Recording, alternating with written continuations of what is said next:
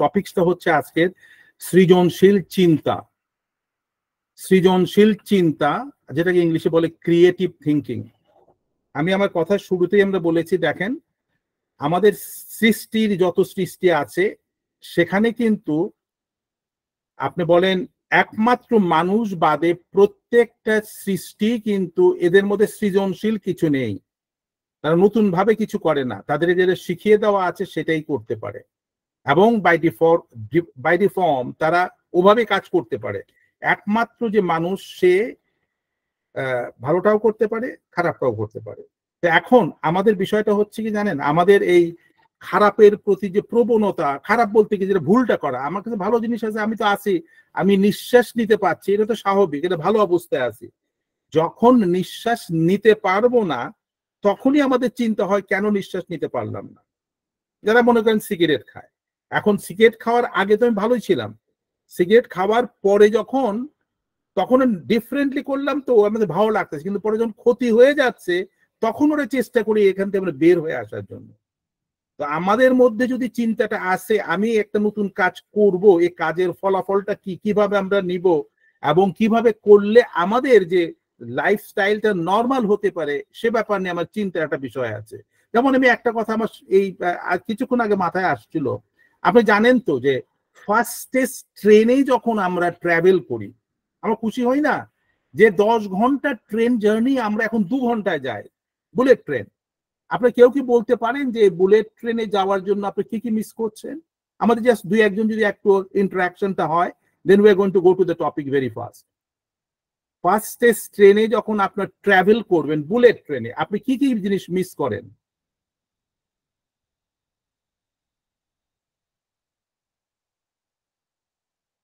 Unmute করে আপনারা দেখেন, গোপেশ একটু আনমিউট করার সুযোগ দেন। একজন একজন একজন বললেই হবে, আমরা চাচ্ছি যে ইন্টারাক্ট করার জন্য। কি জিনিস মিস করেন আপনারা when you travel fast tracker train? আপনি তো সময়ের অনেক আগে পৌঁছে গেলেন, কি জিনিস মিস করেন এই ফাস্টেস্ট ট্রেনের মধ্যে বলেন? all the sceneries এবং দৃশ্য। Very good, excellent excellent. অর্থাৎ আমাদের জীবন চলার পথে যে আমরা যে বিভিন্ন জিনিস দেখতে পাই, সেগুলোর অনুভব আমরা নিতে পারি, সেটাকে আমরা ভাবার মাঝখানে আমাদের মধ্যে যে আমাদের একটা আনন্দ এবং উৎফুল্লতা আসে, সেখান থেকে আমরা মিস হয়ে যাই। we are just running and we are not been able to really explore anything. আমরা কিন্তু অনেক কিছু মিস করতেছি, আমাদের ভাবার সময় আমাদের পাচ্ছি না। ঠিক আছে, তো এটাতে গেল একটা প্রসঙ্গ। এখন আরেকটা প্রসঙ্গ আপনাদের বলি। আমাদের আলোচনার শুরুটা যদি আপনারা যদি ইভলভ হন, তাহলে আমাদের পরবর্তী আলোচনাটা কিছুটা আপনার এটা একাডেমিক টাইপের আলোচনা, হয়তো বিরক্তি লাগতে পারে। যারা ইন্টারেস্টেড, যদি আমাদের শুরুটা যদি আপনারা ভালো করে নিতে পারেন, তাহলে আপনাদের ওইটার একটা বেনিফিট আপনি পাবেন।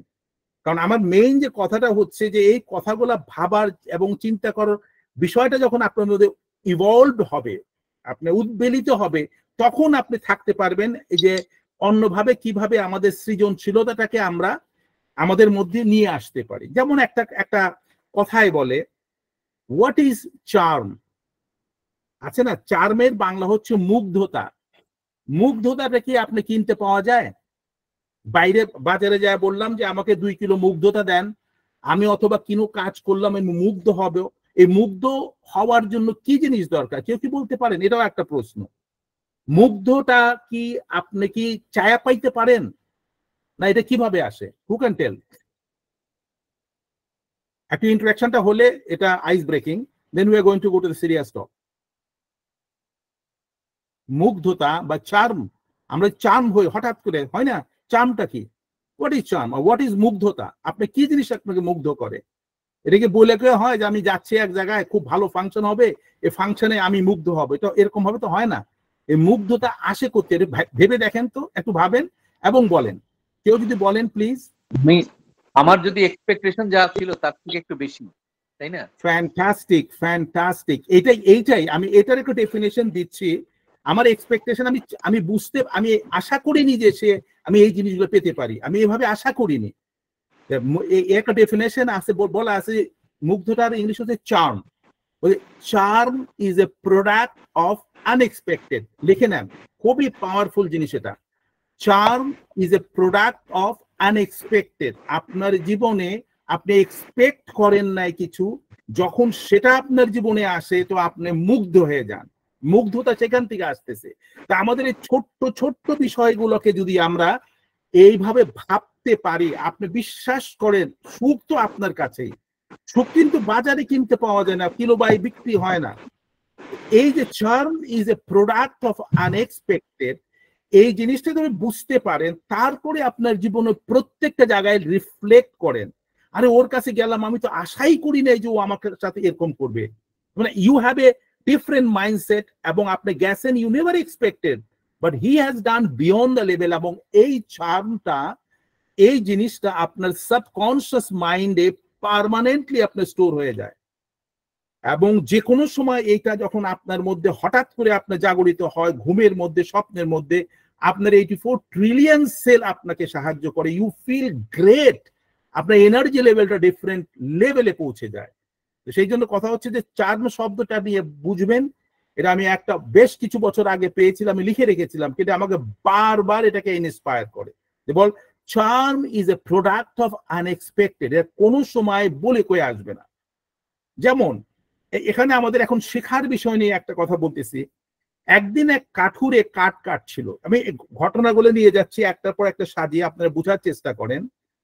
ভোতা কুড়াল দিয়ে, কুড়ালটা ভোতা, কাটতেছে না, চেষ্টা করতেছে, হ্যাঁ, আর অনেক কষ্ট করতেছে।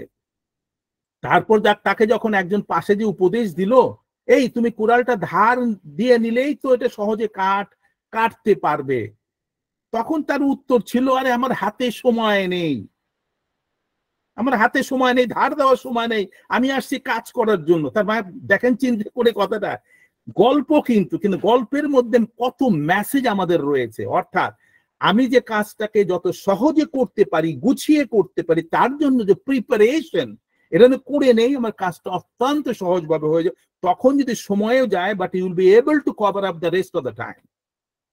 দুঃখজনক হলেও সত্যি, আমাদের হাতে টেলিভিশন, মোবাইল, নেট সংযোগ হওয়ার প্রচুর সময় আছে, আমরা কানেক্ট করার জন্য প্রচুর সময়, টেলিভিশন দেখার সময় আছে, মোবাইল দেখার সময় আছে, সবকিছু সময় আছে। কিন্তু নতুন কিছু শেখা বা নতুন যোগ্যতা, ক্যাপাবিলিটি তৈরি করার জন্য এবং এর কৌশল চর্চার জন্য আমাদের কাছে আমরা সময়ই বের করতে পারি না। যেমন এত মানুষ দেখেন আমাদের এই মেসেজটা পেয়েছে, দেখেন কারোর মধ্যে এই উদ্দীপনার সৃষ্টি হয়নি যে আমরা বুধবারে একটা দিন, আমরা আমাদের একটা ঘন্টা আমরা will trying to enjoy something.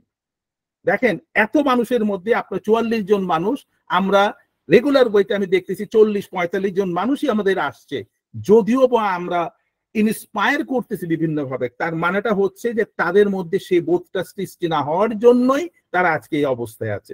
That is a different part. But আমরা এই 44 জনই, আমরা 45 বলেন 44 বলেন, আমরা কিন্তু আমি বিশ্বাস করি যে we have been progressing towards something else. তো এখন কথা হচ্ছে আজ আমরা যা, তা হচ্ছে গতকালের আমরা কিভাবে আমাদের উপর সময় ব্যয় করেছি। আজকে আমি যেটা, সেটা তো গতকালকে আমি আমার জন্য যে সময়টা ব্যয় করেছি সেটারই রিফ্লেকশনটা আজকে আমাদের আসছে। কথাটা ভালো করে খেয়াল করেন। আজ আমরা যা, তা হচ্ছে গতকাল আমরা কিভাবে ব্যয় করেছি। আগামীকাল আমরা কেমন থাকবো তার নির্ধারণ হবে আজ আমরা কিভাবে সময় কাজে লাগাচ্ছি। ছোট্ট দুটো লাইন, কিন্তু এই দুটো লাইনের মাঝখান থেকে যদি আপনি নিজেকে ডিসিপ্লিন করতে পারেন, বুঝতে পারেন, দেয়ার ইজ নো ওয়ে আপনার এর থেকে কোনো সময় বাইরে যেতে পারেন না।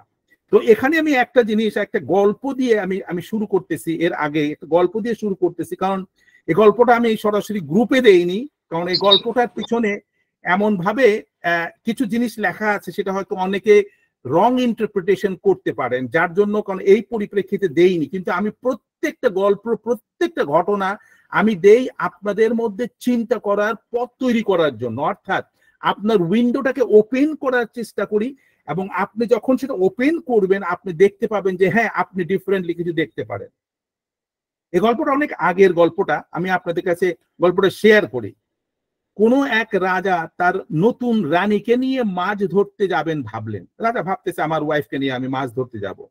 রাজা যাওয়ার আগে দিয়ে প্রিপারেশন করে জ্যোতিষকে জিজ্ঞেস করলেন, বৃষ্টি হবার আশঙ্কা আছে কি?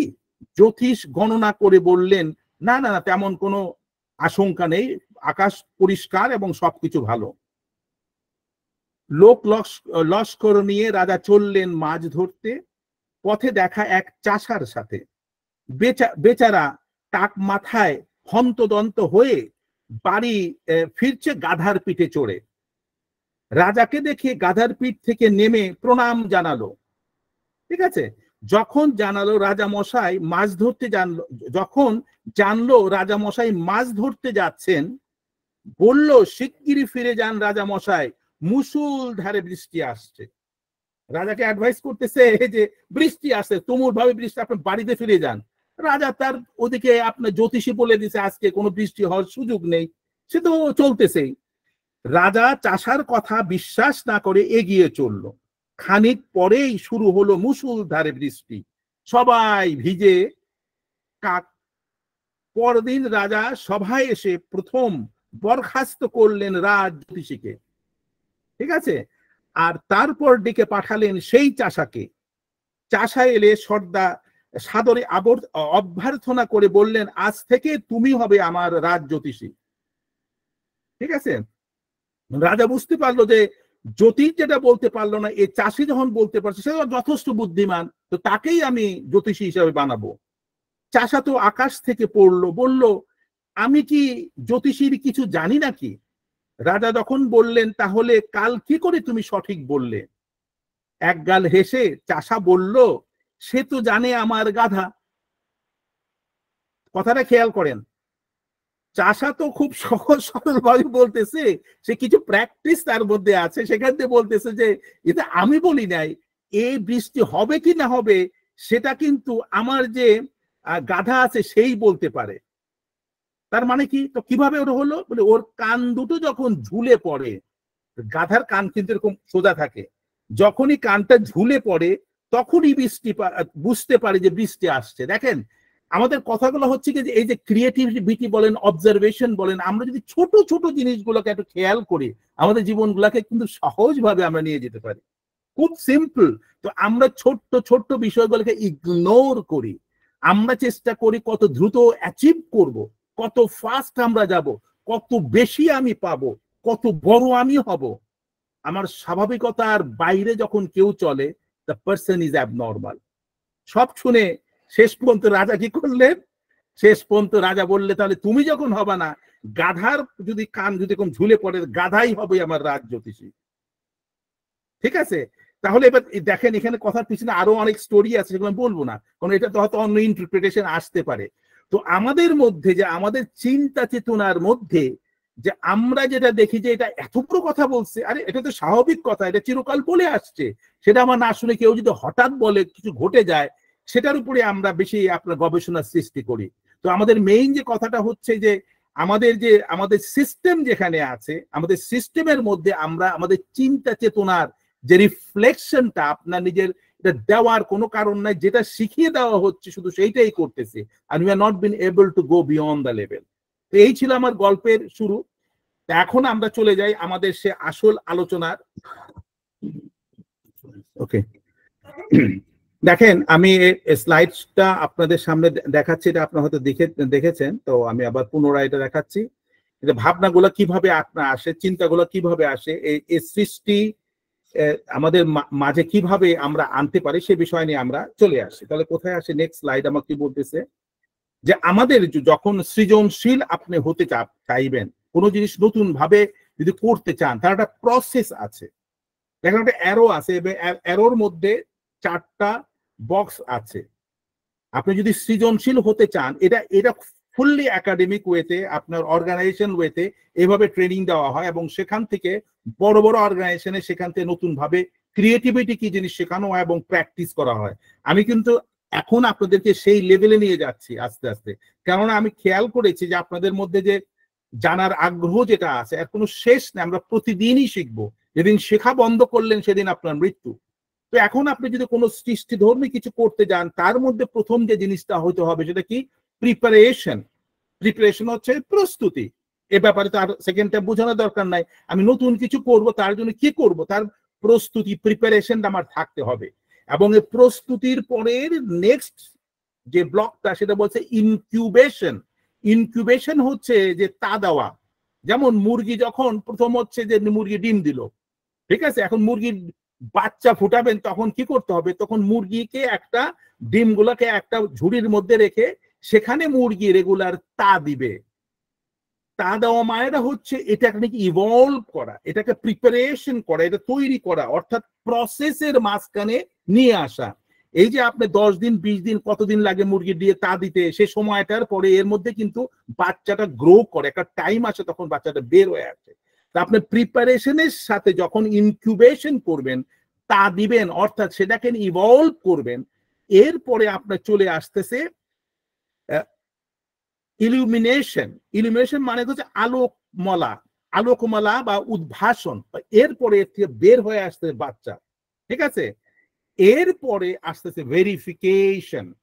যখন বাচ্চাটা বের হয়ে আসলো আলোকিত ভাবে, তখন আপনাকে দেখতে হবে যে বাচ্চাটা কি সত্যি বেঁচে আছে না মারা গেছে, না এই বাচ্চাটা বড় হতে পারে।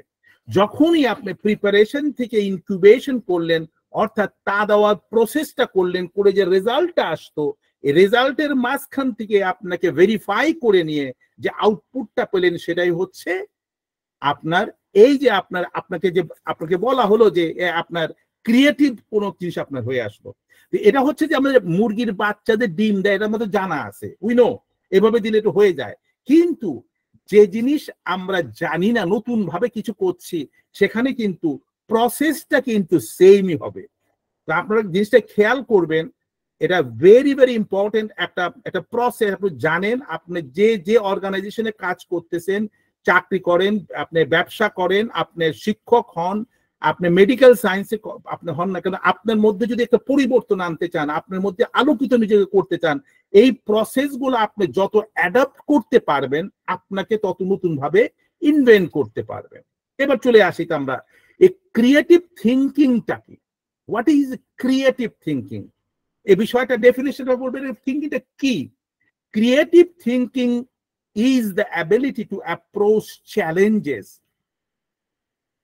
আপনার সৃজনশীল চিন্তাটা হচ্ছে যে কোনো ধরনের চ্যালেঞ্জকে আপনার নিজেকে নিতে পারেন, এটাকে অ্যাপ্রোচ চ্যালেঞ্জকে আপনি নিতে পারেন, রিফ্রেম দেম ইনটু পসিবিলিটিস, এবং এই চ্যালেঞ্জটাকে নিয়ে এটাকে সুন্দরভাবে নতুনভাবে সাজিয়ে এবং এটার রূপান্তর দেওয়ার জন্য আপনি তৈরি হয়ে আসা, and come up with new, এবং বের হয়ে আসেন নতুন কোনো আইডিয়া নিয়ে, fresh and sometime unexpected idea to solve them.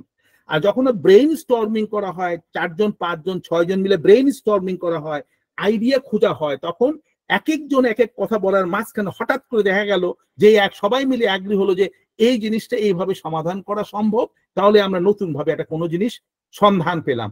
এবং এরপরে এটাকে যখন আগের যে ফর্মুলা যেটা দিলাম সেভাবে যখন প্রসেসে আপনি চলে আসবেন, then you have done something new things. এবার চলে আসি এ তাত্ত্বিক ভাবে আলোচনাগুলো একটু খুব গভীরভাবে আপনারা খেয়াল করবেন। এখন বিষয়টা হচ্ছে যে এই creativity and logical versus creativity, একটা হচ্ছে ক্রিটিক্যাল থিঙ্কিং আর একটা হচ্ছে ক্রিয়েটিভ থিঙ্কিং। তো এখন দেখেন এই আমাদের যে ব্রেনের যে সেকশনটা আছে, লেফট সাইডের সেকশনটা হোয়াইটিশ কালার যেটা হচ্ছে, এটা হচ্ছে কি বলে ক্রিটিক্যাল থিঙ্কিং, অর্থাৎ এটা হচ্ছে লেফট ব্রেন। বাম সাইডের যে ব্রেন, অর্থাৎ বাম সাইডের ব্রেনকে লিড করে আপনার ডান হাত। এই জন্য আমরা ডান হাত দিয়ে সারাক্ষণ কাজ করে অ্যাকশনেবল যে কোনো জিনিস এটা কিন্তু ডাইরেক্টলি করি। আর যখন বাম হাত দিয়ে কাজ করি তখন আমাদের ডান সাইডের যে ব্রেইন যেটা আছে, সেই ব্রেনের মধ্যে তার ফাংশনালিটি যেটা আছে সেইভাবে কাজ করে। তাহলে চলুন আমরা তাহলে left side of brain and right side of brain, কোন ব্রেনের কি কি কাজ এবং কিভাবে হয় এটা আপনার তুলনামূলক আলোচনা আমরা করি।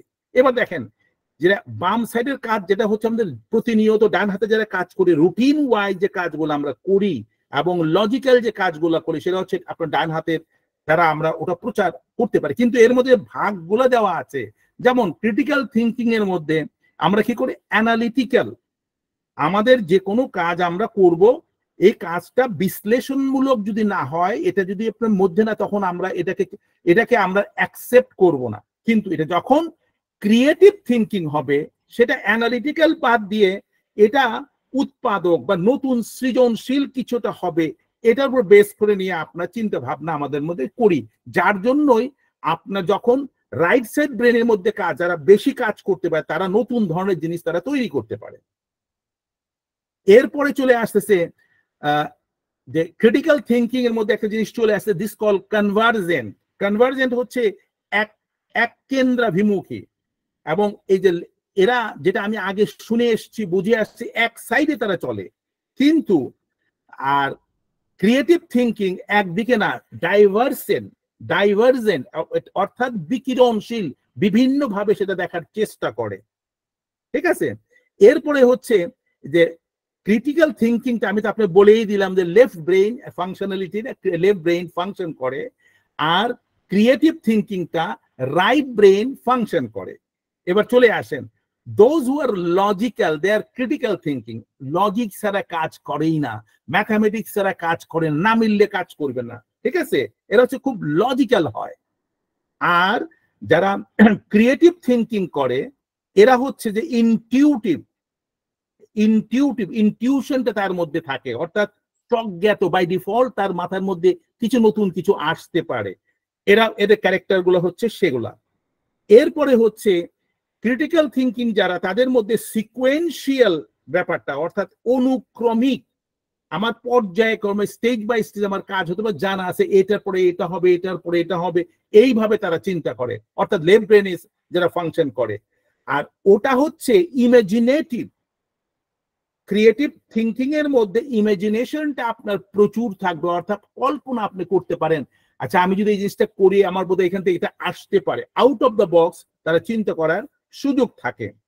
এরপরে চলে আসতেছে ক্রিটিক্যাল থিঙ্কিং হলে দে আর ভেরি অবজেক্টিভ, উদ্দেশ্য এবং একটা লক্ষ্য নিয়ে তারা কাজ করে। আর এখানে ক্রিয়েটিভ যারা থিঙ্কিং করে সাবজেক্টিভ, বিষয়বস্তু, কোনো সমস্যা, কোনো বিষয় এ নিয়ে আত্মবাদী, এ নিয়ে তারা গবেষণা করে, চিন্তা করে, সেখান থেকে একটা রেজাল্ট নিয়ে আসে। এরপরে ক্রিটিক্যাল থিঙ্কিং এর মধ্যে আছে রিজনিং। কোনো বিষয় যখন সিদ্ধান্ত নেওয়ার আগে বিচার করবে, এটাকে রাইট হইলো অথবা রং হলো, একদম ডাইরেক্টলি রাইট রং না হলে তাহলে সেটা করবে, সে ব্যাপারে তারা অ্যাগ্রি করবে না, এবং চেষ্টা করবে ভালো অথবা খারাপ যে কোনো জিনিস এভাবে করবে। কিন্তু ক্রিয়েটিভ থিঙ্কিং অনেক সময় যখন এটা পারতেছেন না, তারা অনুমান ভিত্তিক এবং কল্পনার মধ্যে তারা অনেক সময় চলে আসে, এবং সেখান থেকে একটা সিদ্ধান্তে তারা পৌঁছতে পারে। ক্রিটিক্যাল থিঙ্কিং এর মধ্যে কি আসতেছে, রিয়েলিটি বেস, বাস্তব ভিত্তিক তারা চিন্তা ভাবনা করবে, কল্পনা ভিত্তিক না, যেটা হইতে পারে সেটা বলবে, এর বাইরে আমি করবো না। ঠিক আছে, তাহলে আপনিও একই জিনিস রিপিটেড ওয়েতে করতেছেন, অর্থাৎ হ্যালো, এটা রিপিটেড ওয়েতে আপনি করতেছেন, এবং এই রিপিটেড ওয়েতে করার জন্য আপনার মধ্যে নতুন কিছুর জন্ম হচ্ছে না। কিন্তু আপনি ক্রিয়েটিভ যে চিন্তা যারা করে এরা হচ্ছে ফ্যান্টাসি বেসড, অর্থাৎ তারা কিন্তু এই আপনি ওই একই রকম কল্পনা প্রসূত চিন্তা ভাবনা করে আমি এটা করতে চাই, সেটা করতে চাই, এই ভাবনার মধ্যে থেকে নিয়ে সেই জায়গায় সে পৌঁছে যায়। আর ক্রিটিক্যাল থিঙ্কিং আরেকটা জিনিস আছে ভার্টিক্যাল, লম্বালম্বি স্ট্রেট লাইনে তারা কাজ করে, লম্বালম্বি। আর ক্রিয়েটিভ থিঙ্কিং এ ল্যাটারাল ওয়ে, অর্থাৎ এরকম আড়াআড়ি ভাবে, এইভাবে যেটা যাকে ল্যাটারাল থিঙ্কিং, হরাইজন্টাল থিঙ্কিং। আর এটা হচ্ছে উপর থেকে নিচের থেকে উপর, সোজা একবারে হিসাবের মধ্যে তারা চলে আসে। এরপরে চলে আসছে তার মধ্যে প্রবাবিলিটি, সম্ভাব্যতা তারা সবসময় খোঁজ করে, এটা কতটুকু হতে পারে এবং এর প্রবাবিলিটি কতটুকু। আর ওদিকে আপনার ক্রিয়েটিভিটির মধ্যে কি চলে আসে, পসিবিলিটি আর সম্ভাবনাগুলা তারা খুঁজে বের করে। ক্রিটিক্যাল থিঙ্কিং এর মধ্যে কি আছে, জাজমেন্টাল, বিচারমূলক, মানে যে কোনো জিনিস করবে এটা বিচারে মিলে কিনা, এবার আবার সেই লজিক্যাল সিকুয়েন্সে আসতেছে। আর এর মধ্যে নন জাজমেন্টাল, এখানে কেউ যখন আসবে তাকে জাজমেন্টাল করে না, তাকে নিয়ে নিবে, ইনক্লুসিভ করে নিবে, নিয়ে তার উপরে কাজ করে নিয়ে একটা রেজাল্ট পাওয়ার চেষ্টা করবে। আর আবার একটা জিনিস খেয়াল করেন, ক্রিটিক্যাল যারা মুখে কথা বলা পছন্দ করে, সরাসরি মুখে কথা বললো, কিন্তু ক্রিয়েটিভ যারা তারা দেখতে পছন্দ করে, দেখে নিয়ে, বুঝে নিয়ে, ভাবনা করে, চিন্তা করে, ইনটিউটিভ নেচার নিয়ে তারা কাজটা করে, যার জন্য তার মাঝখানে ক্রিয়েটিভিটিটা আসা সহজ হয়ে যায়। ক্রিটিক্যাল থিঙ্কিং এর মধ্যে কি আসতেছে আবার হাইপোথেসিস টেস্টিং, তারা যে কোনো জিনিস অনুমান সাপেক্ষে সবসময় পরীক্ষা করে। আর এরা হচ্ছে হাইপোথেসিস ফর্মিং, যারা হচ্ছে ক্রিয়েটিভ, অর্থাৎ অনুমানটাকে তারা তৈরি করে ফেলে যে কোনো ভাবে হোক। এরা হচ্ছে অনুমানটাকে পরীক্ষা করে আর এরা হচ্ছে অনুমানটাকে তৈরি করে, টু ডিফারেন্ট থিং। এরপর আসতেছে ক্রিটিক্যাল থিঙ্কিং প্রশ্ন করবে এটা কি তুমি করেছো, হ্যাঁ অথবা না, মানে অর্থাৎ ক্লোজ এন্ডেড কোশ্চেন, এক কথা। কিন্তু ক্রিয়েটিভ থিঙ্কিং এর মধ্যে প্রশ্ন এমন ভাবে হবে যে একটা প্রশ্নের পর আরেকটা প্রশ্ন বের হতেই থাকবে, তাকে বলে ওপেন এন্ডেড কোশ্চেন। আপনারা যারা ম্যানেজমেন্টের আপনারা ক্লাস করেছেন অথবা যারা অর্গানাইজেশনে আছেন আপনারা জানেন এই শব্দগুলা ইজ ভেরি কমন ওয়ার্ড। তো আমি চাচ্ছি যে আপনারা যদি এইভাবে যদি এই শব্দগুলাকে নিয়ে চিন্তা করেন, এটাকে ইলাবোরেশন করলে আপনার ধীরে ধীরে এই বিষয়গুলোর মধ্যে আসতে পারবেন। 1 ঘন্টার মধ্যে সবকিছু একবারে শেষ করে দেওয়া সম্ভব না। তো আমি আপনাদেরকে এই প্রসেস গুলোর মাঝখান দিয়ে নিচ্ছে, আগামীতে আমরা এর ডিটেল অ্যানালিসিসে আমরা যাব। এরপরে চলে আসি আমাদের ভেরি ক্রিটিক্যাল জিনিসটা, আমরা বলছি ক্রিটিক্যাল থিঙ্কিং এর মধ্যে আরেকটা জিনিস হচ্ছে প্যাটার্ন ইউজার্স, অর্থাৎ এরা যে কোনো জিনিস একটা প্যাটার্নের উপরে কাজ করে, একটা ডিজাইন যে আছে অথবা যে কোনো একটা ধারায় কাজ করে। আর এরা হচ্ছে প্যাটার্ন তৈরি করে, নতুন ভাবে নতুন প্যাটার্ন তৈরি করে। এক একজন আছেন আমি এইভাবে এই স্টাইলে কাজ করি, কিন্তু ক্রিয়েটিভ থিঙ্কাররা তারা রেগুলার নতুন নতুন ভাবে নতুন প্যাটার্ন তারা তৈরি করে। এবার চলে আসে, এবার কি বলা হচ্ছে যে ক্রিয়েটিভ থিঙ্কিংটা কিভাবে শুরু হয়। দেখেন এখানে ক্রিয়েটিভ থিঙ্কিং যখন আপনি করতে যাবেন 3টা প্রশ্ন আপনার আসবে, 3টা প্রশ্ন। একটা হচ্ছে ওয়াই, কেন, তারপরে আসবে how I can do it and what I can do. এই 3টা প্রশ্ন, এই প্রশ্নবোধক জিনিসটা আপনার মধ্যে যখনই আসবে এবং এটাকে সমাধান করার যখন আপনি চেষ্টা করবেন, তখনই দেখবেন যে আপনার নতুন কোনো কিছু আপনার সৃষ্টি হচ্ছে। সৃষ্টি মানে আপনার মধ্যে জীবনে একটা নতুন প্রবাহের সৃষ্টি হচ্ছে। আপনি গতকালকের আপনি আর আপনি নেই, আপনি আজকে নতুন ভাবে করতেছেন, সহজ ভাবে করতেছেন এবং আনন্দের সাথে করতেছেন, এবং আনন্দের সাথে সবার মধ্যে আপনার অবস্থান তৈরি হচ্ছে। তাহলে এবার কি বলতেছে, হোয়াট ইট ইজ শুরু হচ্ছে না, ফার্স্টে শুরু হচ্ছে এখান থেকে হোয়াট ইউ নিড, তুমি কি চাও। এরপর যে হাউ টু অ্যাক্সেস, আমি যেটা চাই আমি কিভাবে তার মধ্যে প্রবেশ করব। তারপরে চলে আসতেছে হাউ ইট ওয়ার্কস, আমি যেটা করি কিভাবে এটা করা যাবে। How are you talking, how are you talking to, কিভাবে তুমি এই প্রসঙ্গটা নিয়ে আগায় যাচ্ছ। হু ইজ ফর, এই কাজটা যে করতেছে কার জন্য। হোয়াট ইট ইজ, এবং ফাইনালি এরপরে কি জিনিস আসতেছে। এই সাইকেলটা যখন আপনার মধ্যে আসবে তখন নতুন ভাবে নতুন সমাধান নিয়ে নতুন কিছু নিয়ে আপনি মানুষের সামনে পৌঁছতে পারবেন। এরপর চলে আসতেছে, এটা নিয়ে আমরা হয়তো একটা স্পেশাল ক্লাস আমরা নিব। আসলে অনেক কিছু আমার কাছে আছে, এক একটা স্লাইড নিয়ে আমার মনে একটা ক্লাস করা যেতে পারে। কিন্তু এখন কথা হচ্ছে জিনিসটা আপনাদের মধ্যে আগ্রহ সৃষ্টি হয়, তাহলে আমরা এটা নিয়ে ডিটেইল ক্লাসে যে নিয়ে আমরা এটাকে বলতে পারি। সাধারণত এগুলা 1 ডে or 2 days আপনার সেশনের মধ্যে, ফুল ডে সেশনে এগুলোকে আমরা সাধারণত এগুলো নিয়ে আলোচনা করি, এবং এরপরে যারা এর মধ্যে থাকে they become a different person afterward, এবং তাদের মধ্যে তার development progress, it goes like anything. তো আমার যে মেইন কাজটা হচ্ছে যে আপনাদের মধ্যে অ্যাওয়ারনেস সৃষ্টি করাটা। এই অ্যাওয়ারনেস যত সৃষ্টি করতে পারবো পরবর্তী পর্যায়ে প্র্যাকটিক্যালি আরো ডিপ লেভেলে আমরা এগুলো নিয়ে আলোচনা করতে পারবো। এখন দেখেন আমার লেফট ব্রেন এন্ড রাইট ব্রেনের মধ্যে যে এই ব্রেনটা, হোল ব্রেন ক্রিয়েটিভিটি কিভাবে কাজ করে, কথাটা খেয়াল করেন। এই যে আমাদের right brain and left brain কিভাবে কাজটা করে। এখন দেখেন লেফট ব্রেনের যে বিষয়টা সেটা দেখেন গোল ড্রিভেন। গোল ড্রিভেন মানে আপনি একটা জিনিস পৌঁছতে চান, কিভাবে কত তাড়াতাড়ি কত সহজে হিসাব করে পৌঁছতে পারেন, টার্গেট একটাই, ওখানে আপনি পৌঁছবেন। এটা হচ্ছে আপনার লেফট ব্রেনের কাজ। এটাকে বলে যে অ্যানালিটিক্যাল ইন্টেলিজেন্স। আমি ওখানে বললাম এর আগে অ্যানালিটিক্যাল ইন্টেলিজেন্সের লজিক আছে, ম্যাথামেটিক্স আছে, বিভিন্ন যে সাইকেলগুলো বলে দিলাম না, ঠিক তারা ওইভাবে কাজ করবে এবং তারপরে সে লক্ষ্যস্থলে তারা পৌঁছে গেল নতুন ভাবে। ইট ইজ নাথিং, বিকজ এটা কেউ করেছে, সে করাটাকে আবার পুনরায় তাদের সামনে দিচ্ছে। Just follow the instruction and they reach to the target. ঠিক আছে। আর এদিকে হচ্ছে রাইট ব্রেনের মধ্যে বলতেছে এরা ভিশন ড্রিভেন, এরা কল্পনা করে নিয়ে সেই কল্পনার জগতে সেটা প্রবাহিত হয়। যেমন আমি চাঁদ মামার দেশে আমি যাব, ঠিক আছে, এই যে কল্পনাটা করলো, এই কল্পনাটাকে বাস্তবতায় নিয়ে আসলো সায়েন্টিস্টরা। কিভাবে? টার্গেট সেট করলো যে আমরা চাঁদের দেশে যাব, তারপরে সেটাকে অ্যানালিসিস করে ম্যাথামেটিক্যাল রিসার্চ করে নিয়ে দে হ্যাভ গন দেয়ার। কিন্তু ভিশনটা কার ছিল? ওই কবির। কবি সে কল্পনা করে ভাবলো যে চাঁদের দেশে যাব, সে চাঁদকে কল্পনা করেছে, কবিতা লিখেছে, ভাবতেছে চাঁদটা এরকম, তার কল্পনার জগৎটাকে আলোকিত করে, এ ভিজন ড্রিভেন। এরপরে লেফট ব্রেনের কাজ হচ্ছে রেজাল্ট ড্রিভেন। রেজাল্টই বুঝতেছেন যে এটা যা ফলাফল নির্ভর। তো এখানে ফলাফল নির্ভর যদি আপনি সফলভাবে কোনো কাজ করতে চান, তাহলে সেখানে আপনার অপারেশনাল ইন্টেলিজেন্স থাকতে হবে।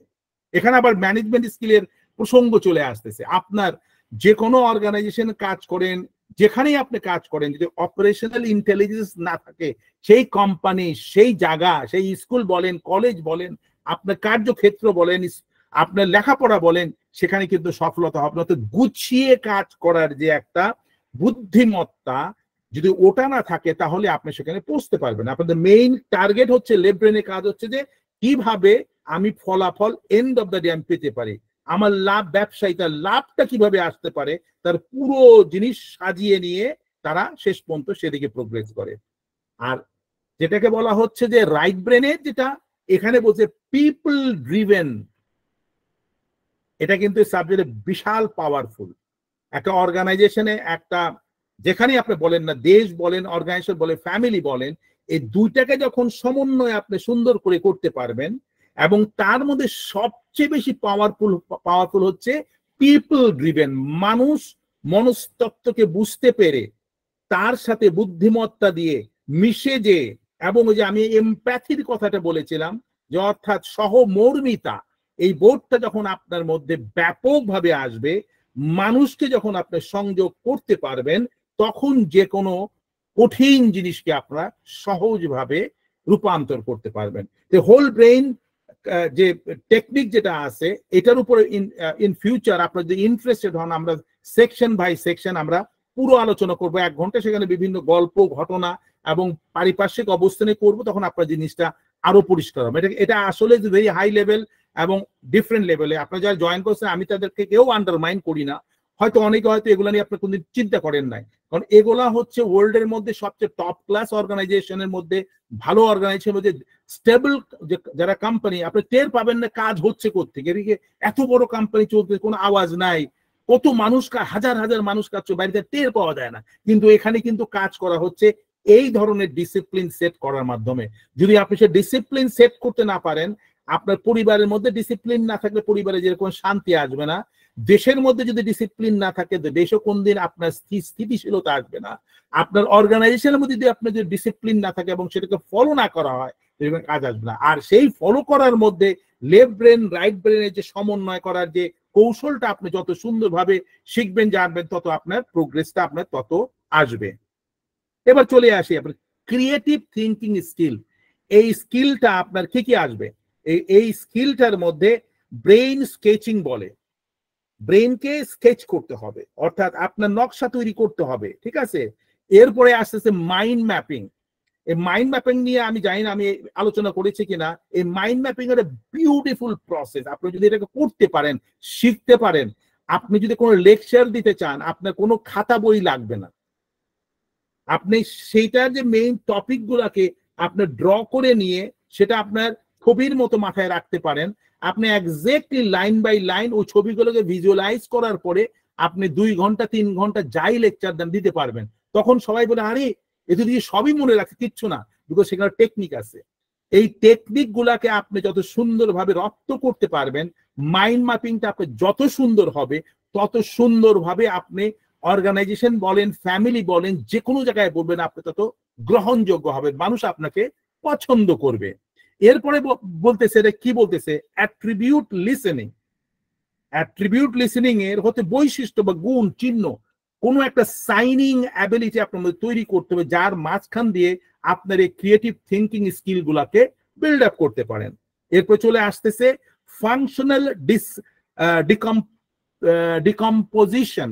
ফাংশনাল ডিকম্পোজ অর্থাৎ আমাদের যে বিভিন্ন ধরনের বিভিন্ন একই ধরনের গদে ধরা কাজ আছে সেটাকে আপনি পচিয়ে ফেলতে হবে, মানে শেষ ভ্যানিশ করে নিয়ে নতুন ভাবে একটা কিছু আপনি তৈরি করে ডিকম্পোজ মানে আপনি বুঝেন তো কিভাবে পচানো হয়, সেটাকে আপনি শেষ করে দিয়ে নতুন ভাবে আপনি কিভাবে নতুন ভাবে করবেন সেটার একটা স্কিল হচ্ছে একে বলে ফাংশনাল ডিকম্পোজিশন। এক একটা নিয়ে আপনি অনেকক্ষণ কথা বলে যেতে পারে জাস্ট টু ইলাবোরেট করার জন্য। এরপরে বলা হচ্ছে যে মরফোলজিক্যাল অ্যানালিসিস। মরফোলজিক্যাল অ্যানালিসিস হচ্ছে রূপগত, অর্থাৎ এটার যে বিউটি যেটা আছে সেটাকে কিভাবে এটাকে তৈরি করা যাবে। কাজ তো করবেন কিন্তু সে কাজ করার মধ্যে একটা সৌন্দর্য বোধ অর্থাৎ তার মধ্যে একটা বিউটি যে আছে করতে যদি পারেন তাহলে ক্রিয়েটিভিটিটা আরো ভালো আসবে। এরপরে আসতেছে স্ক্যাম্পার। এরা হচ্ছে যে এই ক্রিয়েটিভিটির মধ্যে দেখবেন ছটফটে মানুষ অনেক পাবেন, অস্থিরতা থাকতে পারে, বিভিন্ন ভাবে নিজেকে এক সাইড ডাইভার্ট আপনার হতে পারে। তো ওই ধরনের ক্যারেক্টারও আপনার মধ্যে থাকতে হবে যা দিয়ে আপনার এই ক্রিয়েটিভ থিঙ্কিংটা আপনার মধ্যে আসতে পারে। সিনথেসিস। সিনথেসিস হচ্ছে সংযোগ ঘটানো। সবগুলা জিনিসকে যখন সংযোগ ঘটাতে আপনি পারবেন তখন আপনার ক্রিয়েটিভ থিঙ্কিং থেকে নতুন কিছুর আপনার সৃষ্টি হবে। আসলে এগুলা এক একটা স্লাইড নিয়ে অনেক বলা যেতে পারে, আমি জাস্ট খুব কুইকলি এগুলা নিয়ে আপনাদের বলতেছি যে স্ক্যাম্পার টেকনিক যেটা বলা হয় সেই স্ক্যাম্পার টেকনিকটা কিভাবে সেটা আসতেছে। এই স্ক্যাম্পার টেকনিকে আপনার মধ্যে কোন কোন জিনিস কিভাবে আপনি সেট করবেন সেটা নিয়েও আপনাকে আগাতে হবে। এসব স্লাইড নিয়ে আপনি বলতে গেলে আপনার অনেক সময়ের দরকার হবে।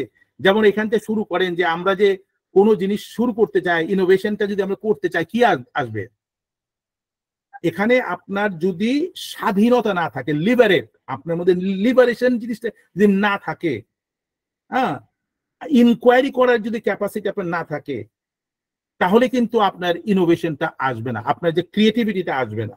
এই জন্য আপনার কোশ্চেন এবং চ্যালেঞ্জ করার ক্যাপাসিটি আপনার মধ্যে বিল্ড আপ করতে হবে, ইনিশিয়েটিভ নিতে হবে। দেখেন এই যে দেখেন সার্কেলটা ঘুরতেছে এখান থেকে, রাইট, ঘুরতেছে। দেখেন এগুলো হচ্ছে একটা স্লাইড বলে, এগুলো মাইন্ড ম্যাপিং এর একটা ব্যাপার। এই স্লাইড গুলো ছবির মতো মাথায় যদি মনে রাখতে পারেন তাহলে হবে কি এগুলো আপনাকে লিড করবে যে আপনার সফলতা ক্রিয়েটিভিটিকে কাজ করার জন্য। আমরা তো অনেক সময় মনে করি আর এই ক্রিয়েটিভিটি এটা করে ফেললাম, না, গুছিয়ে যদি না করেন এগুলো হচ্ছে থিওরিজ, এগুলো প্রিন্সিপলস, এগুলোকে যত করে আপনার মধ্যে নিয়ে আসবেন তত করে আপনার স্কিল গুলা বিল্ড আপ হবে। তো এরপরে আপনার ইনিশিয়েটিভ নিতে হবে, ইন্ডিপেন্ডেন্ট হতে হবে, এর মধ্যে আপনার ওপেননেস থাকতে হবে, এরপরে এক্সপ্লোর করতে হবে। এক্সপ্লোর করার জন্য ব্রেইনস্টর্মিং করতে হবে, ডাইভার্সিটি আনতে হবে। তারপরে মোটিভেট এন্ড প্যাশন, অনুপ্রেরণা আপনার মধ্যে থাকতে হবে, অন্যকে অনুপ্রেরণা করার যোগ্যতা তৈরি করতে হবে, মোটিভেশনাল স্কিল আপনার মধ্যে তৈরি করতে হবে। কারণ আপনার মোটিভেশনাল কথা শুনে আপনার সাথে যারা কাজ করতেছে তারা লেগে থাকবে এবং নতুন কিছু সৃষ্টি করার জন্য আপনাকে সাহায্য করতে পারে। তারপরে এটাকে কিভাবে সেপারেট করতে হয়, আবার কানেক্ট করতে হয়, বাদ দিতে হয়, জোড়া দিতে হয়, এগুলো সবকিছু রিকনস্ট্রাকশন যেটাকে বলে সেটা হয়। এর মাধ্যমে আপনি সলভিংটা আপনি চলে আসলো। এরপরে সলভিং হওয়ার পরে নতুন ট্রান্সফরমেশন যেটা আছে, তারপরে এটা পসিবিলিটিটাকে নিয়ে যখন বের হয়ে যখন আসবে, অ্যাপ্লাই যখন করলেন তখন ক্রিয়েটিভ গ্রোথটা আপনার মধ্যে সৃষ্টি হয়ে গেল। অর্থাৎ কোম্পানিতে হোক, আপনার অর্গানাইজেশনে যেখানে হোক না কেন সেটা চলে আসতেছে। আসলে এগুলো রিসার্চ ম্যাটেরিয়াল, বুঝলেন, এগুলো যদি আপনি একটু ভাবেন, চুপ করে বসে নিয়ে চিন্তা করেন, একটার সাথে একটা কানেক্ট করার চেষ্টা করেন, লিবারেট, ফ্রিডম অফ কারেজ, এটা ভাবতে হবে। আমি তো বলে যাচ্ছি খুব কুইকলি, আপনাকে ভাবতে হবে। একটা স্লাইড নিয়ে মিনিমাম 1 ঘন্টা যদি আপনি একটু গবেষণা করেন আপনি পাবেন, যদি আপনার মধ্যে সে ধারণা থাকে, শেখার যদি আগ্রহ থাকে। ইনভেনশন সাইকেলে চলে আসতেছি আমরা। ইনভেনশন সাইকেল যেটা, সেখানে কি কি জিনিস আছে দেখেন। এই ইমাজিনেশনটা, এই জিনিস আমরা আগেও আলোচনা করি, ইনভিশন হোয়াট ডাজন্ট এক্সিস্ট। ইমাজিনেশনটা হচ্ছে যেটা নাই কিন্তু সেটাকে আমার ভাবার যে ক্যাপাসিটি সেটা আনতে হবে। আপনার মধ্যে ক্রিয়েটিভিটি থাকতে হবে, তাই না? Apply the imaginations to address এই চ্যালেঞ্জেস। যখন আপনি ক্রিয়েটিভ করতে যাবেন, এই ইমাজিনেশনটাকে যখন অ্যাড্রেস করবেন এবং এটা চ্যালেঞ্জ নেওয়ার জন্য আপনার মনের মধ্যে সেই প্রবণতা থাকতে হবে, না না না কত আরামে বাইপাস করতে পারি, কাজ না করে কিভাবে কাজ করতে পারি, ঘুমায় ঘুমায় যদি পয়সা কামাই করতে পারি, বাটন প্রেস করে যদি লাখ লাখ টাকা আমার কামাই হয়, তাহলে তো ক্রিয়েটিভিটি আসবে না। ইজিলি যেটা আসবে, you don't enjoy the life basically. আপনি যত কাজে এনগেজ হয়ে নতুন ভাবে আপনার কাজ করার চেষ্টা করবেন, আপনার ক্রিয়েটিভিটি আসবে, ইনভেনশন সাইকেলটা আপনার স্ট্রং হবে। এরপর ইনোভেশনস আছে, entrepreneurship, apply innovative to bring ideas of frustration. আপনারা হয়তো জানেন এন্টারপ্রেনারশিপ কি হচ্ছে, যে আপনি নিজের চেষ্টায় নতুন কিছু করতে পারে, ব্যবসা হোক অথবা কোনো একটা বিষয় হোক, সে চাকরি না করে নিজের ব্যবসা নিজে যে তৈরি করতে পারে, সে প্রসেসটার মধ্যে আপনার যেতে হবে। এরপর দেখেন few comments are there. Creativity is an act of integration. এটা সমন্বয় করা, ক্রিয়েটিভিটি হচ্ছে সমন্বয় করা। It is an integration of emotion. আপনি আবেগ যেটা আছে, ঠিক আছে, আপনি আবেগ যেটা আছে, আবেগটাকে আপনার ইন্টিগ্রেট করলেন, লাগালেন, কানেক্ট করলেন।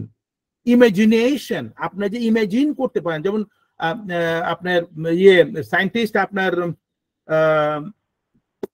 বলছে না যে ইমাজিনেশন ইজ মোর, আইনস্টাইন বলছে your imagination is more important than your knowledge. আপনার নলেজ কতটুকু আছে আমি বললেন, কিন্তু আপনার ইমাজিনারি অ্যাবিলিটি নাই, তো আপনি আবিষ্কার করতে পারবেন না। আইনস্টাইন বলছে যে imagination is more important than your knowledge. তো এখানে আপনার এই যে ইমোশনটা আছে, ইমাজিনেশনটা আছে, আর আপনার ইন্টেলিজেন্স যেটা আছে, বুদ্ধিমত্তা যেটা আছে, এটাকে যখন ইন্টিগ্রেশন করবেন, কানেক্ট করবেন, সেখান থেকে আপনার ক্রিয়েটিভিটি আসবে। দ্য ক্রিয়েটিভ পারসন, যে সৃষ্টিধর্মী মানুষ, himself is a good critic. কথাটা খেয়াল করেন, আমরা যদি কারোর সমালোচনা করি, আমার বন্ধু থাকে না, গালাগালি শুরু হয়ে যায়, ভাই তুমি এটা ভুল করছো, হ্যাঁ এত বড় কথা। আমরা সমালোচনা নিতেই পারি না। তো যে ক্রিয়েটিভ পারসন, সে নিজের সমালোচনা নিজে করে, না আমার ঠিক হয়নি। আপনার সৃষ্টিধর্মী তখনই হবেন যখন যত বেশি আপনি নিজেকে ক্রিটিসাইজ করবেন। কেউ যদি বলে আপনি ক্রিটিসাইজ করবেন, welcome them, he is your friend. যে আপনি ক্রিটিসাইজ করছে ফ্রেন্ড, তখন আপনি চিন্তা করে স্কোপ আসলো, go back to your drawing board, দেখেন যে বলতেছে আসলে ভুল আছে, যদি ভুল কারেকশন করে ফেলেন। কিন্তু আমরা তো ক্রিটিসিজম মোটেই নিতে চাই না, আমরা শুধু উপদেশ দিতে চাই। সে কি বলতেছে, হি ক্রিটিক্যালি এক্সামিন হিমসেলফ, আবারও বলতেছে হি ক্রিটিক্যালি এক্সামিন হিমসেলফ। যে মানুষ তার নিজের প্রত্যেকটা বিষয়কে এভাবে খুঁজে খুঁজে দেখে তার কোথায় কোথায় ভুল আছে, সে তখন অটোমেটিক্যালি ভালো হয়। Good students always take the criticism very well. Criticism is nothing but like আপনার গায়ের মধ্যে ময়লা আছে, দেখতেছেন, পরিষ্কার করেন, পরিচ্ছন্ন হয়ে গেলেন, ঝরঝরা হয়ে গেলেন, মানুষ আপনাকে সুন্দর মানুষ, পরিষ্কার মানুষ, নির্ভেজাল মানুষ দেখবে। আপনার যেখানে যেখানে ভুলগুলা কারেকশন করাটাই হচ্ছে ক্রিয়েটিভিটি। আমাদের সময় কম, তা আমরা চেষ্টা করব এর মধ্যে শেষ করে দেওয়ার জন্য। এখানে দেখেন এতে 3টা সেকশন আছে, যে 3টা সেকশনকে আমাদেরকে খুব ভালো করে খেয়াল করতে হবে। একটা হচ্ছে যে দ্য ক্রিয়েটিভ পারসন, যে মানুষটা এই জিনিসটা তৈরি করতে, তার মধ্যে সৃজনশীল যে মন মানসিকতা, এবং এই যে এত আলোচনা করলাম যে এটা হচ্ছে কমপ্লিটলি পার্সনের উপরে, আপনার উপরে। তারপরে চলে আসছে ক্রিয়েটিভ প্রোডাক্ট, যে প্রোডাক্টটা আপনি বিক্রি করবেন অথবা যে জিনিসটা মার্কেটে দিবেন, এটা আপনারই প্রোডাক্ট যেটা তৈরি হচ্ছে। এই ক্রিয়েটিভ প্রোডাক্টটা দেখে মানুষ আবেগপ্লুত হয়ে যাবে, চার্মড হয়ে যাবে। ওই কথা বললাম না স্টার্টিং পয়েন্টে, চার্ম হওয়া, মুগ্ধ হয়ে যাওয়া। কারণ আপনার সৃষ্টির যে রেজাল্ট যেটা হচ্ছে সেটাই হচ্ছে ক্রিয়েটিভ প্রোডাক্ট।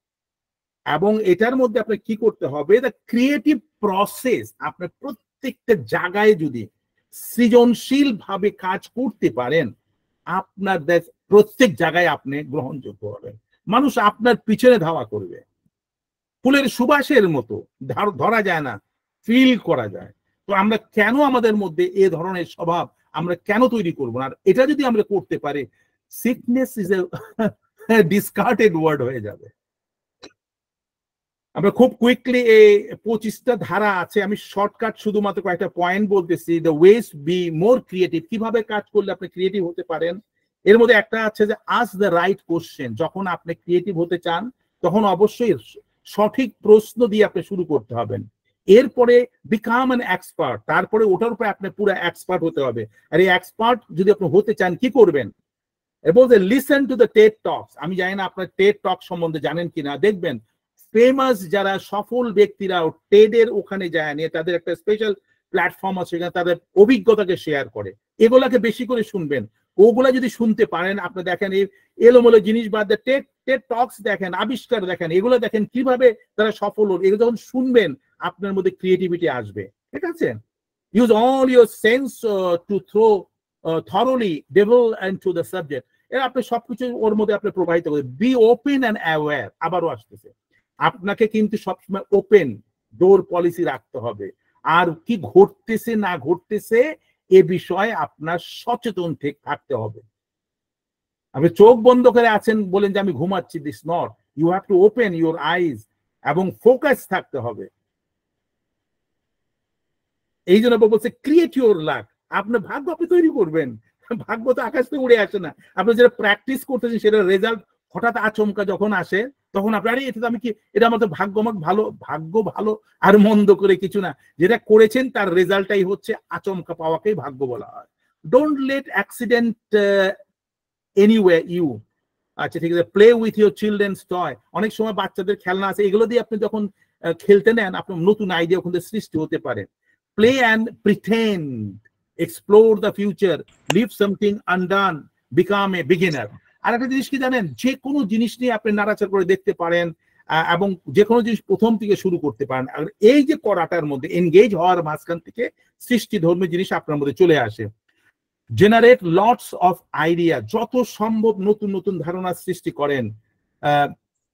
ফিউজ আইডিয়াস, তারপরে চুজ দ্য বেস্ট আইডিয়া, এর মাঝখানে সিলেক্ট করেন ভালো আইডিয়া কোনগুলো আছে, এগুলোর মধ্যে ডিটেলস আছে। Make something out of your great ideas, অনেক ভালো ভালো আইডিয়া আছে। আর এই আইডিয়াগুলোকে আপনি ছবির মতো প্রথমে আঁকেন, তাই এগুলো ছবির মধ্যে এঁকে তার সিলেক্ট করেন, নতুন ভাবে সৃষ্টি করার চেষ্টা করেন। দেখেন এগুলো অনেক বিষয়, এটা নিয়ে আপনার আমি আগেও বলেছি যেটা লম্বা ডিসকাশন, জাস্ট আপনার একটা গ্ল্যান্স দেওয়ার জন্য আপনাদেরকে শেয়ারিং গুলা করা হলো। এ দেখেন এখন যখন আপনার ক্রিয়েটিভিটি আসবে, আমি কিছু শব্দগুলা দেখেন এখানে দেওয়া আছে, ideas, vision, original design, working, team work, innovation, solution, research, success, problem. এই যে শব্দগুলা, এই শব্দগুলা সম্বন্ধে আপনার ধারণা ব্যাপক থাকতে হবে। যখন এগুলোকে ভালো করে বুঝতে পারবেন তখন কোনো কিছু বুঝলে, কোনো কিছু পড়লে সেটাকে যখন আপনি কম্পাইল করবেন তখন আপনার সাবকনশিয়াস মাইন্ড দিয়ে আপনাকে হেল্প করবে নতুন আইডিয়া, নতুন ইনটিউশনাল যে অ্যাবিলিটি আপনার বিল্ড আপ হবে, and you can see something is comes out from you. সকালে ব্রাশ করছো না? হ্যাঁ, স্ট্যাম্পার টেকনিক, বেশ আপনি মিউট করে দেন তো, কেউ ওনাকে মিউট করে দেন, কথা বলছে। স্ক্যাম্পার টেকনিক, স্ক্যাম্পার টেকনিকটা হচ্ছে যে যে আপনাদের স্ক্যাম্পারটা মানে হচ্ছে শর্টকাট বাইপাস করার যে টেকনিকটা, কিভাবে অনেক সময় আপনি বাইপাস করতে হয়। যেমন একটা আছে রিভার্স, আপনি যখন এটাকে পিছনের দিকে ফিরে আসা আবার সামনের দিকে যাওয়া। সাবস্টিটিউট, অল্টারনেটিভ জিনিস আপনার মধ্যে নিয়ে আসা।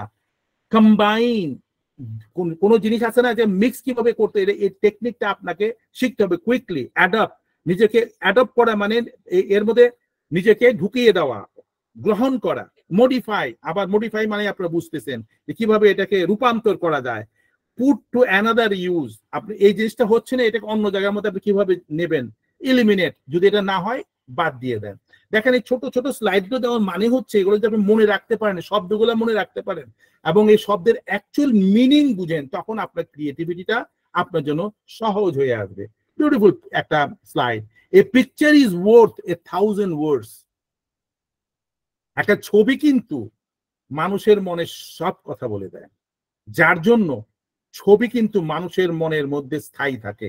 অনেক লেখা আপনি মনে রাখতে না পারেন, কিন্তু ছবিটা তার প্রত্যেকটা এক্সপ্রেশন আপনাকে লেখার জন্য প্রচুর ভাবে আপনার আগ্রহী করে তুলতে পারে। এই ক্রিয়েটিভিটি সম্বন্ধে স্লাইড গুলো দিয়েছি, এটা কি আসতে পারে আপনার থিঙ্কিং আছে, পজিটিভিটি আছে, মাইন্ড আছে, ইনকিউবেশন আছে, ইন্টেলিজেন্স আছে, আইডিয়া আছে, ইনোভেশন, ব্রেইন স্টর্মিং, ফান। এই যে শব্দগুলা, এই সব শব্দগুলো মিলেই ক্রিয়েটিভিটি আসে। একটা বিউটিফুল কোটেশনটা বলতেছে ক্রিটিক্যাল থিঙ্কিং ন্যারোজ। এই যে আমি বললাম না critical thinking creative thinking, critical thinking সবসময় আপনার ভিতর দিকে ঢুকানো, মানে চাইপা আসে, হ্যাঁ, and creative thinking expand, সবসময় বের হয়ে আসে, but they must work tandem for problem solving and decision making. Tandem হচ্ছে সাইকেল আছে না, বাইসাইকেল যেরকম আছে, একটা ফ্রন্টের চাকা একটা পিছনের চাকা, যখন পিছনের চাকা ঘোরানো হয় বাই ডিফল্ট ফ্রন্টের চাকাও চলতেছে। অর্থাৎ আমাদের ক্রিয়েটিভিটি আসার জন্য এই দুটো জিনিসই কিন্তু আমাদের প্রয়োজন আছে। যেমন আমাদের লেফট ব্রেন এন্ড রাইট ব্রেনের কথা আমরা বলেছি, আপনি একটা ব্রেন নিয়ে যদি চলেন আপনি উইল বিকাম বিল্ট আউট। এটা দুটাকে কিভাবে বাইসাইকেলের মতো একটা সামনে একটা পিছনে রেখে এটাকে যে রোল করতে পারাটা, এই রোল করার মাঝখান দিয়ে আপনার ক্রিয়েটিভিটি আপনার চমৎকার ভাবে চলে আসবে। আমাদের হাতে সময় অত্যন্ত কম, আমি এটা নিয়ে আর ইউজ ফর ল্যাটারাল থিঙ্কিং এটা নিয়ে হয়তো আগামী কোনো সময় আমরা আলোচনা করব।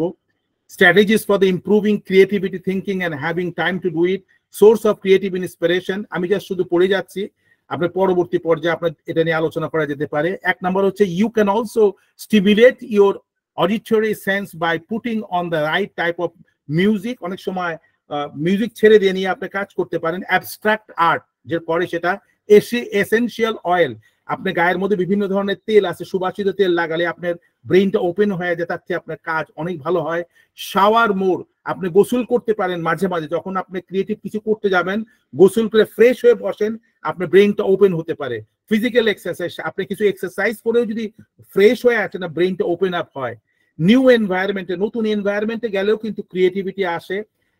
আইডিয়া নেটওয়ার্ক, নতুন নতুন নেটওয়ার্ক যেখানে আইডিয়া সৃষ্টি হয় তাদের সাথে আপনি সংযোগ করেন। Appropriate timing, time set up properly করেন। Other voices and perspective and sleep, সঠিক ঘুমটাও কিন্তু ক্রিয়েটিভিটিকে সাহায্য করে। এটা অনেক লম্বা, এটা বলতে গেলে সময় লাগবে। Lateral thinking and creative solution, এটা নিয়ে আমরা পরে আলোচনা করব। থিঙ্ক ডিফারেন্টলি, ক্রিয়েটিভিটির জন্য আপনি গদে ধরা যদি চিন্তা ভাবনা করেন আপনি আসবে না, একটা completely different. The winner never does a different thing, he does the thing differently. Shiv Khera একটা ফেমাস বই আছে আপনার উইনার্স, যদি আপনি কেউ সময় পান পড়ে দেখেন, ওরা বলা আছে যে উইনার যারা তারা ডিফারেন্টলি চিন্তা ভাবনা করার জন্য তারা সব সময় সবার আগে থাকে। এরপর দেখেন the effect of inventing the creative experience on business, আপনি যদি ব্যবসা যদি সফল হতে চান, এই যদি ক্রিয়েটিভিটি থাকে, ইনক্রিজ এমপ্লয়ি প্রোডাক্টিভিটি, আপনি যদি স্টাফের মধ্যে ক্রিয়েটিভিটি ঢুকাই দিতে পারেন 78% প্রোডাক্টিভিটি বেড়ে যাবে। আর যদি আপনার ক্রিয়েটিভিটি থাকে, হ্যাভ স্যাটিসফাইড কাস্টমার, কাস্টমার আপনার কাছে খুশি হবে। আপনি যদি ব্যবসায়ী হন, কাস্টমার খুশি হবে যদি আপনি নতুন ভাবে কাস্টমারকে ডিল করেন, 80% ব্যবসা আপনার বাড়বে। Produce a better customer experience, আর কাস্টমার এক্সপিরিয়েন্স আপনার যত বেশি হবে, ওই কাস্টমার, একটা কাস্টমার 10টা কাস্টমারকে বলবে এবং 10টা কাস্টমার আপনার বেড়ে যাবে, এক কাস্টমার থেকে 10 কাস্টমার। এই যে ওয়ার্ড অফ মাউথ বলে, এটা 78% দেখা যায় স্ট্যাটিস্টিক্যালি এটা আপনার বিল্ড আপ হয়। ফস্টার ইনোভেশন, আর এগুলো যত করবেন ইনোভেশনটা আপনার বাড়তে থাকবে, কারণ এটা আলোচনার মধ্যে থাকে, মধ্যে কম্পিটিশন হবে, আমরা নতুন আর কি দিতে পারি, 83% এটা আপনার বাড়ে। তারপরে বিকাম ফাইন্যান্সিয়ালি সাকসেসফুল, এগুলো যদি হয় লাভের সংখ্যা গত বছর 73% বেড়ে যাবে, তখন অটোমেটিক্যালি আপনার লাইটটা এমনি জ্বলে উঠবে, আলোকিত হয়ে উঠবে সব দিকে। এই একটা স্লাইড দিয়ে অনেকক্ষণ বলা যায়, সাম আদার থিংস আর দেয়ার, আমরা এটা পরে আলোচনা করব। সেন্সরি স্টিমুলেশন, এই যে আমাদের প্র্যাকটিস গুলো করার জন্য, এই যে আমরা যখন সমুদ্রের তীরে যাই, বালু যখন আপনার হাত দিয়ে আপনার মধ্যে আসে, তখন আপনার মধ্যে কি হয়, আপনার সেন্স আপনার সৃষ্টি হয় না, এখান থেকে কিন্তু আপনার আইডিয়া সৃষ্টি হতে পারে। এরপরে আপনি বিল্ড আপ কিভাবে করতে পারেন, ওই যে আপনার কাঠ যখন ঘষেন, যারা কার্পেন্টার, আপনি যখন ঘষেন রাফ যে একটা ব্যাপার আছে, এটাও কিন্তু টেক্সচার অফ দ্য হ্যান্ডলিং, এটা আপনার মধ্যে একটা সৃষ্টি ধর্মী জিনিস সৃষ্টি করে। সেন্সরি লোকেটিং, টেম্পারেচার ডিফারেন্সিয়েশন, অনেক সময় গরম পানি ঠান্ডা পানির যে একটা চেঞ্জেস যদি আপনি এটা ফিল করতে পারেন, আপনার ক্রিয়েটিভিটি সেখানে আপনি বেড়ে যায়। প্রসপেক্টিভ ট্রেনিং, বিভিন্ন ধরনের নতুন ধরনের ট্রেনিং আপনি যদি নেন, সেখানেও আপনার এখানে আপনার একটা প্রভাব আসবে এবং আপনার মধ্যে চলে আসবে। প্রেশার অ্যান্ড গ্রিপ ট্রেনিং, সবসময় চেষ্টা করবেন নতুন ভাবে যে ট্রেনিং যেখানে যেখানে আছে সেই জায়গায় আপনাকে এনগেজ করার জন্য। দেখেন এই যে এইসব জিনিস আসলে সময় দরকার। এই যে পানি যখন হাতে পড়ে, আপনার যে অনুভূতি, পানের দিকে আপনাদের তাকিয়ে দেখবেন, আপনার মধ্যে শিহরণ জাগবে। এই যে শিহরণ জায়গাটা, এটা কিন্তু আপনার জন্য একটাকে বলে যে ইউজিং সেন্সরি ডায়েট। আপনার এই অর্গানের এই জিনিসটা আপনার মধ্যে সেন্সরি অর্গানটাকে স্ট্রং করে দিবে, আপনি ভালো ফিল করবেন, সেখান থেকে নতুন চিন্তা করার সুযোগ আপনার চলে আসবে। Some examples of the sensory diet routine including using weighted blanket. মাঝে মাঝে আপনি কি করবেন, যে রাতে ঘুমানোর সময় একটু যে কম্বল আছে, একটু হেভি কম্বলটা গায়ে দিয়ে যখন ঘুমাবেন একটা ভালো ফিল করবেন।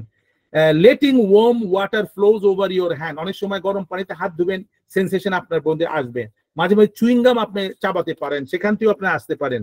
তারপরে ড্রিঙ্কিং ঠিক লিকুইড, অনেক সময় ঘন যে আপনার জুসেস আছে এগুলো যখন আপনি যখন নিবেন, দেখবেন যে মুখের মধ্যে ভালো লাগতেছে, এটাও কিন্তু সেন্সরি অর্গানেরই কাজ করে। ইটিং ক্রাঞ্চি ফুড, আপনার মচমচা খাওয়া, এটাও আপনি খেয়ে দেখতে পারেন, ওটা খেলেও কিন্তু আপনার মধ্যে নতুন সেন্স আপনি ক্রিয়েট করতে পারেন। Course that involve the whole body such as vacuuming, deep breathing, এই যে আপনার আমাদের মেডিটেশনের মধ্যে আমরা শিখিয়েছি, যেটা আমাদের কাজী শামীম ভাই বললো, যে ব্রিদিং এর মধ্যেও কিন্তু আপনার ক্রিয়েটিভিটিটা আসতে পারে। আর সেটা দিয়েই আজকের আলোচনা আমি এখানেই শেষ করলাম। তো থ্যাংক ইউ সো মাচ আপনাদের আমার সাথে জয়েন করার জন্য।